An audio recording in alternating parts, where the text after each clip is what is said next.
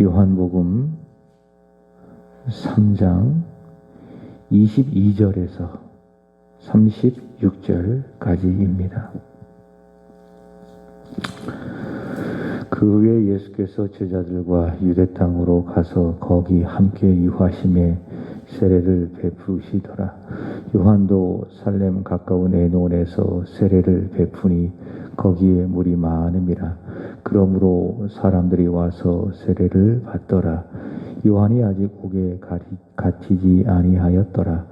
이에 요한의 제자 중에서 한 유대인과 더불어 정결 예식에 대하여 변론이 되었더니 그들이 요한에게 가서 이르되 라비여, 선생님과 함께 요단강 저편에 있던 이 곧 선생님이 증언하시던 이가 세례를 베풀매 사람이 다 그에게로 가더이다.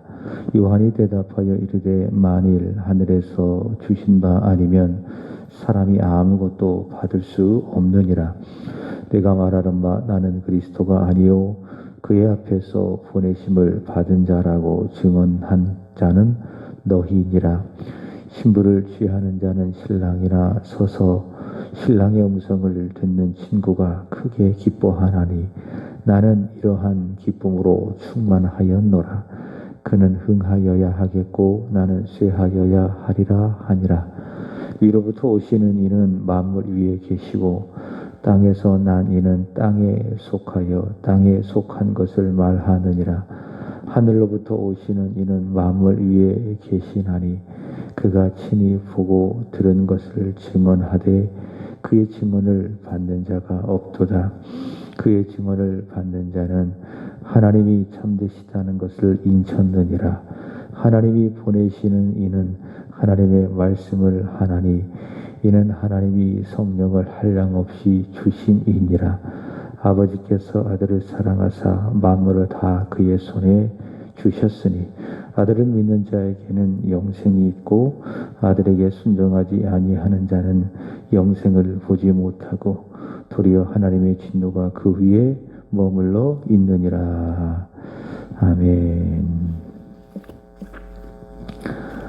예수님께서는 거듭나지 못한 사람 니고데모와의 대화를 통해서 그에게 거듭나야 할 것을 반복해서 말씀을 하시고 그러면 어떻게 거듭나야 하는가라고 했을 때에 물과 성령으로 그리고 믿음으로 거듭나야 할 것을 말씀을 하셨는데 어제 말씀을 드렸습니다. 믿음, 우리가 거듭나기 위해서 요구되어지는 믿음은 두 가지가 있다. 첫 번째로는 대상, 하나님의 독생자를 믿어야 한다라고 하는 것이고 두 번째로는 믿음의 내용이죠. 하나님의 독생자가 나를 대신하여 십자가에서 죽으셨다. 하나님이 십자가에 달려 죽게 하신 하나님의 독생자를 믿어야 된다. 바로 그것을 믿을 때에 사람은 거듭나게 되는 것입니다. 이것은 복음의 핵심적이고 그리고 아주 본질적이고 중요한 내용이라고 할 수 있겠죠. 그래서 우리는 요한복음 3장 앞에 서고 한번 질문을 해 보아야 합니다. 나는 이 말씀 앞에 과연 거듭난 사람인가? 중생한 사람인가? 오늘 읽은 말씀은 세례 요한의 마지막 증언이죠. 세례 요한의 마지막 이 증언을 통해서 사람을 물과 성령으로 거듭나게 하시는 하나님의 아들 예수 그리스도가 증거되고 있습니다. 22절의 말씀을 보시면 이런 말씀이 있습니다. 그 후에 예수께서 제자들과 유대 땅으로 가서 거기 함께 유하심에 세례를 베푸시더라. 예수님께서 제자들과 함께 유대 땅으로 가서 거기서 계셨고요. 또 거기서 세례를 베푸셨는데 사실 요한복음 4장 2절에 가보시면은 예수님께서 직접 세례를 주신 것이 아니라 예수님의 제자들이 세례를 준 것이라고 말씀을 하고 있습니다. 자, 동시에 23절 보시면은 요한도 살렘 가까운 에논에서 세례를 베푸니 거기에 물이 많음이라. 그러므로 사람들이 와서 세례를 받더라. 세례 요한도 예수님과 가까운 곳에서 세례를 베풀고 있었는데요. 26절의 말씀을 보시면은 세례 요한의 제자들이 불안하고 그리고 불편한 겁니다. 자, 왜냐? 26절 보시면은 그들이 요한에게 가서 이르되 라비여 선생님과 함께 요단강 저편에 있더니 곧 선생님이 증언하시던 이가 세례를 베풀매 사람이 다 그에게로 가더이다. 세례 요한이 증언했던 그 예수님이 세례를 베풀자 많은 사람이 요한에게 와서 세례를 받아야 되는데 요한에게 오지 않고 예수님께 가서 세례를 받게 된다. 그러니 불편한 것이죠. 요한의 제자들은 어떻게 이해를 했느냐? 자신의 스승 요한과 그리고 예수님을 경쟁의 관계로 이해를 한 겁니다. 자, 그러니 세례 요한에게 와야 할 사람들이 예수님께 가서 또 예수님에게 세례를 받으니까는 그것이 불안하고요. 그리고 불편하게 생각을 하게 되는 것입니다. 같은 지역에서 여러분 교회가 존재할 때에도 경쟁의 관계로 생각을 하는 경우가 종종 있습니다. 그래서 내가 전도를 하면 반드시 내 교회로만 와야 된다라고 하는 겁니다. 물론 맞습니다. 내가 열심히 전도해서 우리 교회로 오는 것이 좋습니다. 내가 전도하면은 반드시 내 교회로 와야 한다. 그렇게 생각하는 경우가 있습니다. 자, 근데 교회라고 하는 것이 어떤 곳인지 알아야 됩니다. 교회는요, 사업체가 아닙니다. 다시 말해, 이익을 목적으로 하는 사업체가 아닙니다.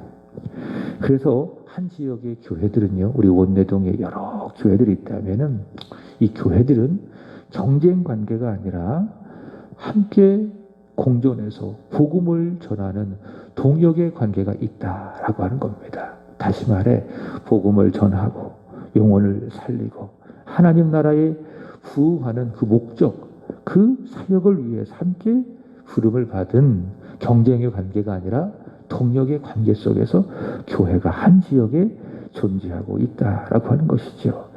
자, 그렇지만 동역의 관계가 아니라 경쟁의 관계로 이해를 하니 어떻습니까? 꼭 내 교회로만 와야 되는 것이고요. 심한 경우에는 경쟁의 관계로 교회와 교회 사이를 이해를 하니 타 교회에서 신앙생활 하시던 분들을 이렇게 이야기해서 내 교회로 데려오게 되어지고 이런 경우가 종종 있습니다. 여러분, 저처럼 이렇게 생각하면 교회는 경쟁의 관계가 아니라 하나님 나라 부흥을 위한, 영혼 구원을 위한 동역의 관계에 있습니다. 내 교회만 부흥하는 것이 합당하지 않습니다. 함께 부흥해야 됩니다. 이렇게만 생각하잖아요. 그러면요, 교회가 양쪽으로 부흥될 수가 없습니다. 어떻게 해서든지 수단과 방법을 가리지 않고 개교회의 부흥, 내 교회의 부흥을 위해서만 이야기하고 또 성도들을 훈련시켜야 사실 한 사람이라도 더 들어갈 수가 있습니다. 자, 그렇지만 교회가 부흥이 더디더라도 한 지역의 교회들은 서로 경쟁의 관계가 아니라 동력의 관계로 이해를 해서, 그렇죠, 이렇게 이해를 해야 되는 겁니다. 그래서 내가 열심히 전도하잖아요. 그럼 그 사람이 우리 교회 올 수도 있고 또 다른 교회 가서 예배 드릴 수도 있을 것이고 또 내가 전도하지 않았음에도 불구하고 한 분이 오면은 야, 저분은 우리 교회가 전도한 것이 아니라 다른 교회에서 누군가 열심히 전도해서 하나님이 보내셔서 우리 교회에 왔구나. 그래서 우리는 감사할 수 있어야 되는 것입니다. 왜요? 동력의 관계이기 때문에. 하나님 나라 부흥이라고 하는 목적을 위해서 교회가 서로 공존하는 동력의 관계이기 때문에. 뭐 지금은 안 계시지만 우리 강미선 권사님이 이제 운동센터를 시작한 지 3개월이 딱 되었습니다. 이렇게 시작을 하면서 제가 축복을 했습니다. 권사님, 여기는 사업체가 아니라, 사업이 아니라 미션이 되어야 합니다. 이곳은 사업을 하는 곳이 아니라 선교, 전도를 위한 곳이 되어야 합니다. 그렇게 기도해 주고 또 권면하고 축복을 해 주었습니다. 그래도 굉장히 진지하게 받아들이고 또 본인도 그렇게 기도하고 그러한 마음으로 이 운동센터를 운영을 하게 되는 겁니다. 자, 그랬더니 이 강미성 권사님이 이 전도에 은사가 있어요. 제가 보더라도 함께 전도를 하다가 보면 사람들한테 다가가고 말하고 이런 것을 보면 전도에 특별한 은사가 있는 것은 분명해요. 또 하나님 그렇게 그 은사를 통해서 영혼을 구원할 것이야 믿고 있고요. 자, 그런 마음을 갖고 이 일은 비즈니스가 아니라 미션, 전도다, 선교다 이런 마음을 갖고 그 운동센터를 운영을 하니 하나님께서 영혼들을 보내주시는데요. 소위 말하는 믿다가 실족하는 영혼들을 종종 보내주신다라고 하는 거예요. 처음에는 운동에 관한 일들로 상담을 하다가 결국에는 자신의 속 얘기를 하고 또 신앙 얘기를 하고 이제 그러다가 실족을 해서 예배드리지 못한 이런 이야기를 한다라고 하는 것이죠. 그러면서 자연스럽게 다시 한번 믿음을 회복하시라고 또 복음을 전하고 또 권면하게 되어지고, 근데 전도함에 원칙이 있다는 거예요. 그것은 무엇이냐? 그분이 본래 다녔던 교회에 다시 가게 하는 것이 본인이 가진 첫 번째 목적. 근데 두 번째, 나 그 교회 가기가 어렵습니다. 이제 불가능합니다. 멀리 있다고 하든지 아니면 다시 갈 수 없는 특별한 상황이 있다고 하든지 이제 그러면 교회는 오셔야 되니까는 우리 교회 원내동에 있으니까는 한번 오세요. 이렇게 하고 있다라고 하는 것입니다. 여러분 왜 이런 생각을 가져야 합니까? 왜 또 그렇게 전도해야 됩니까? 교회는 경쟁의 관계가 아니라 하나님 나라의 부흥이라고 하는 동력의 관계에 놓여 있기 때문에 그렇다라고 하는 것입니다. 자, 그렇게 말할 수 있는 것이 건강한 전도죠. 또 그렇게 말하는 것이 하나님께서 기뻐하는 것이죠. 여러분 교회는 내가 죽어야 네가 죽어야 내가 산다라고 하는 경쟁의 관계가 아닙니다. 큰 그림을 봐야 돼요.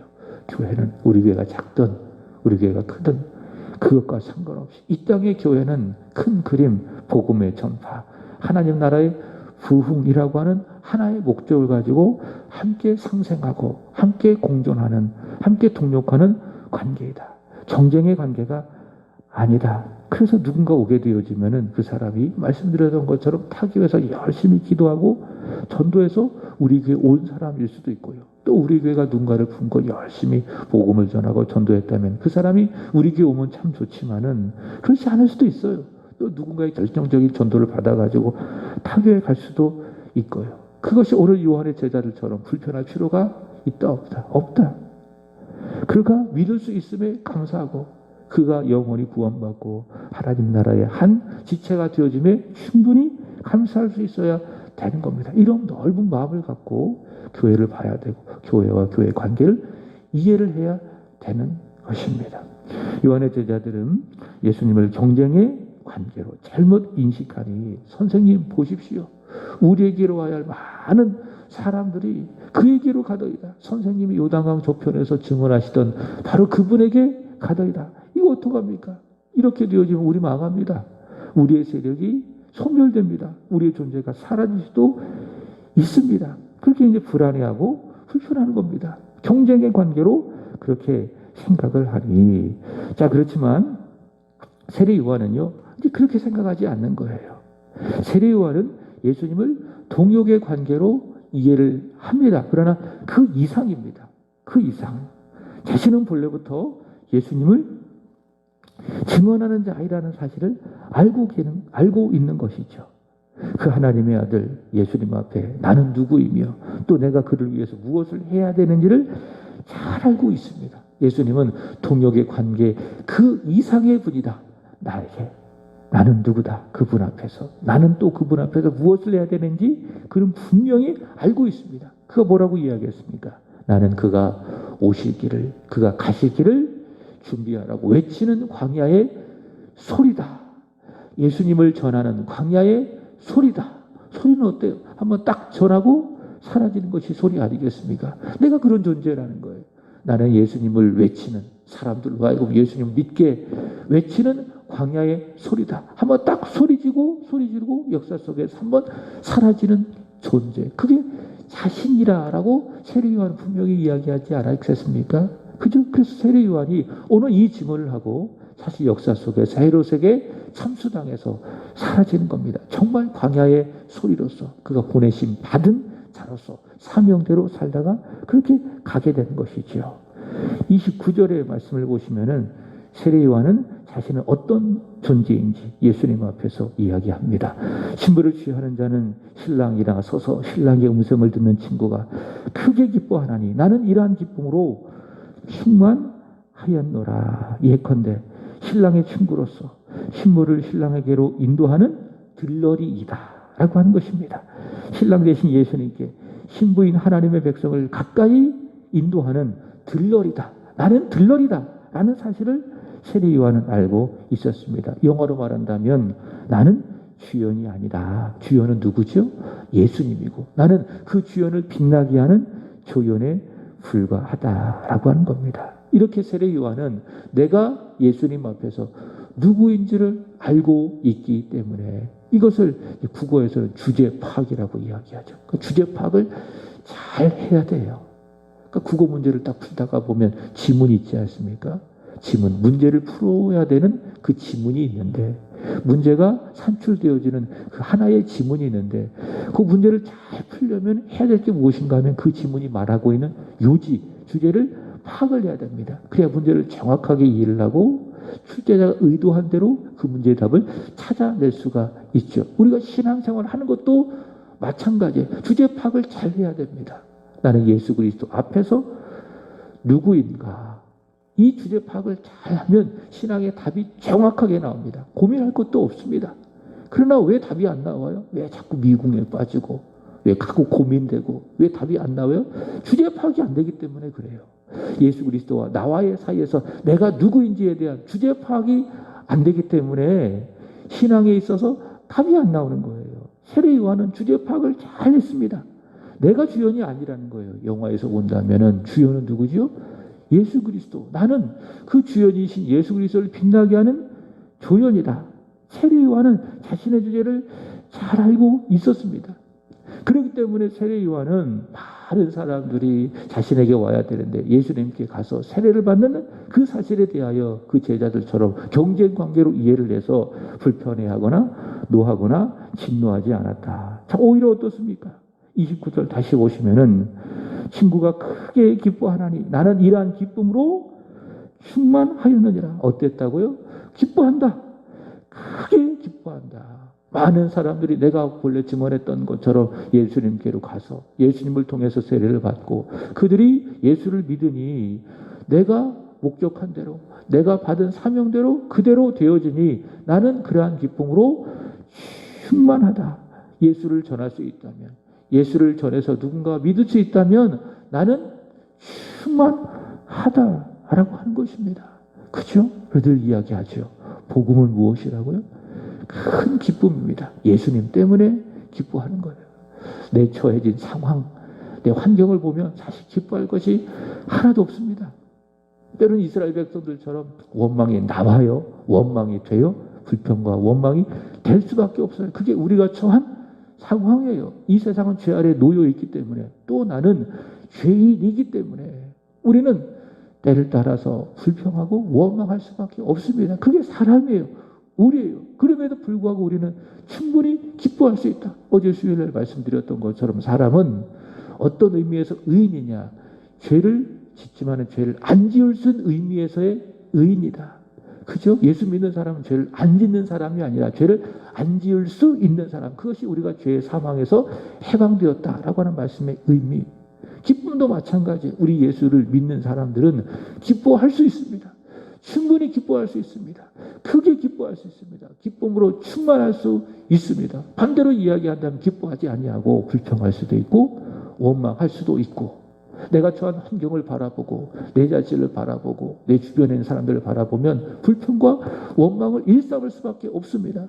그러나 그럼에도 불구하고 나를 구원하시는 예수를 바라보는 거예요. 하나님의 아들 예수를 바라보는 거예요. 나를 대신하여 십자가에 달리신 하나님의 아들 예수 그리스도를 바라보는 것입니다. 또 그를 전하는 겁니다. 그럼 어떻게 되죠? 크게 기뻐할 수 있다. 오늘 세례 요한처럼 그러한 기쁨으로 충만할 수 있다. 그래서 늘 기억하세요. 기쁨, 기도, 감사. 항상 예수로 말미암아 기뻐하고 항상 예수로 말미암아 하나님 앞에 기도하고 항상 예수로 말미암아 범사에 감사하고 이것이 무엇인가? 예수로 말미암는 큰 기쁨, 복음의 능력.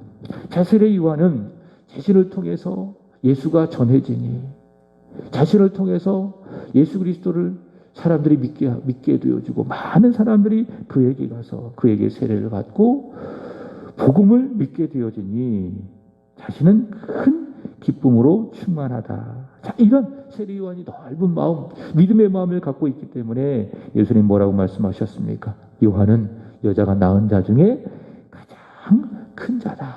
큰 사람이다. 다른 사람이 큰 사람이 아닙니다. 넓은 마음을 가진 사람이 큰 사람이지만은 동시에 바로 이러한 사람, 오직 예수님만 증거하고 예수님만 증거될 때 그것을 큰 기쁨으로 삼는 사람, 그 사람이 누구라고요? 큰 사람이 될 수 있다. 자, 31절부터 36절까지 말씀을 보시면은 세례 요한의 예수님에 대한 위대한 진술입니다. 자, 주목할 것은 세례 요한이 위대하다 이런 것이 아니라 그가 위대할 만큼 주목한 그 진술의 내용입니다. 위대하게 여겨질 만큼 그가 주목한 그의 증언의 내용. 자, 세 가지로 말씀을 드릴 수가 있습니다. 자, 첫 번째로는 예수님은 누구신가?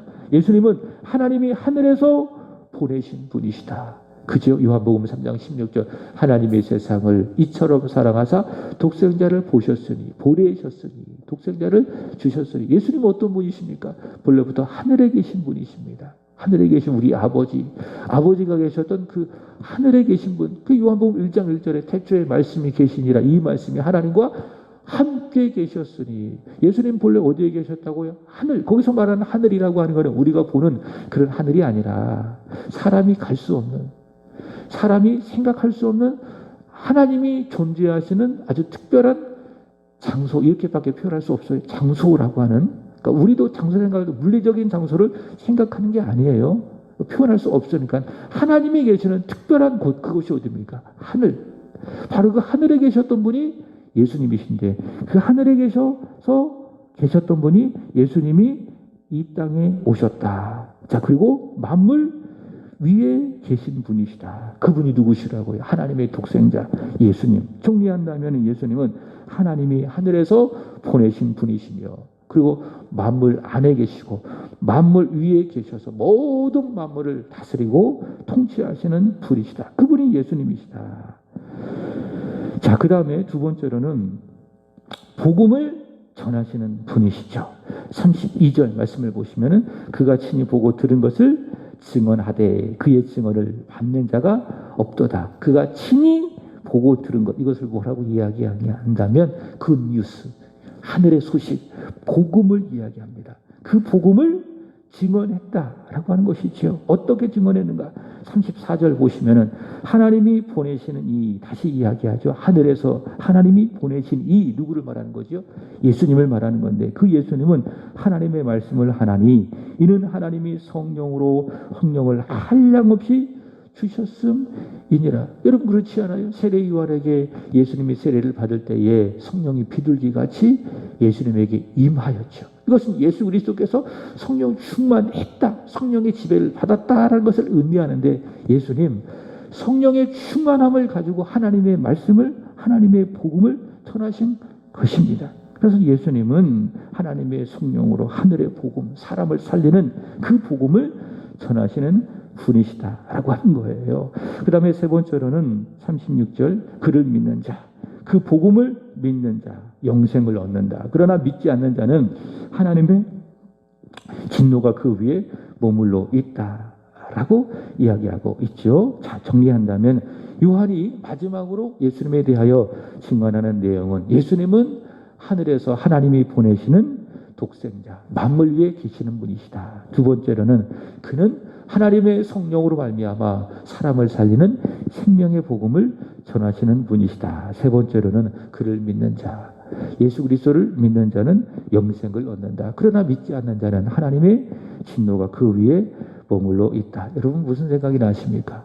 요한복음 20장 30절 31절 말씀이 생각이 나시죠. 오직 이것을 기록하면 예수께서 하나님의 아들 그리스도이심을 믿게 하려 하시며 또 그 이름을 힘입어 생명을 얻게 하려 함이라. 이 말씀을 요한은 자기 입장에서 이렇게 풀어 전달한 것입니다.